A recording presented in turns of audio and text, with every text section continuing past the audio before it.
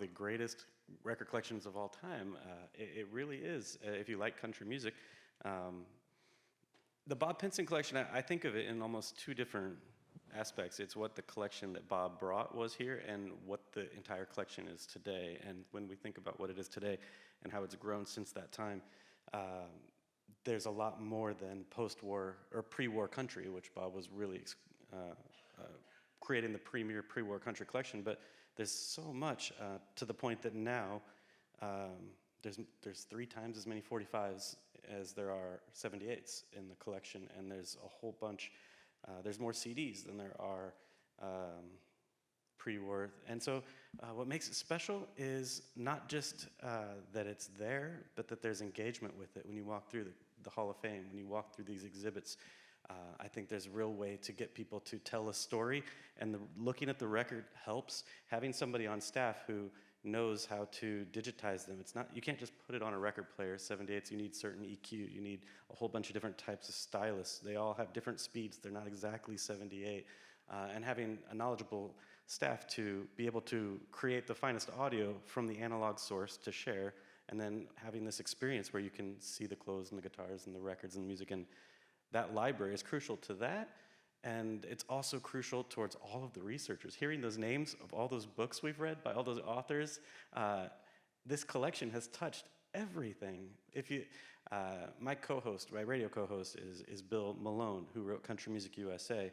And when you look at the introduction to his book, which was the first academic study of country music that was published in 1968, and when you look at the introduction, he gives the most praise and the most credit to Bob Pinson in that collection because of the reasons Tony was saying. He didn't just collect the records, he knew the stories. He interviewed people, he had all of this extra information, and yeah, and shared it, and it was beautiful. And so for me, when I wanted to start writing the Starday book, this was the first place I came.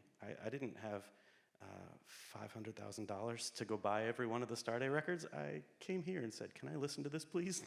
And that's the true beauty of all the different authors who have been writing books about country music have been able to use this collection and, yeah, share the information.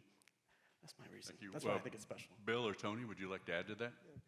One important thing about Bob's collection was that it was purely country music. A lot of his contemporaries, like Joe Bassard and other collectors of that vintage, collected great country or great blues or great jazz performances. Bob, because he collected country solely, collected the stuff that wasn't so great but was part of the story. So he had, and the collection thus included, many of the records that other collectors didn't really care about, because he saw the point of having every record by such and such a group, or every group, however minimal interest to other collectors, that had made music that fitted his definition of what it was that he was amassing.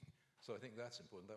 That in a sense gives the collection even more value than just quantity, was that the concentration of relevant stuff was so high.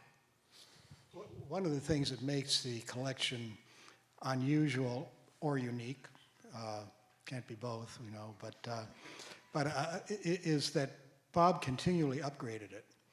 And his deal, and I may be jumping the gun on one of your questions, no. Patrick, to come, but in the contract, when Bob followed the collection to become a staff member here at the Country Music Foundation in the Hall of Fame, his deal was, well, he would collect for the foundation, continually improving the quality of the collection without a budget. In other words, if he went out on a collecting trip, looking in the back room of an old record store, and he found a copy of a disc that was in the collection, but the one he found was better, he would replace what was in the collection with the better disc, and then auction the inferior one to add money to the corpus of cash he had to go out and buy more records. So that collection, from the time it hit Nashville, was continually refined and made better constantly. And so it wasn't just great because of the content, it was the quality of that content that was continually being improved. It was really a unique arrangement for Bob.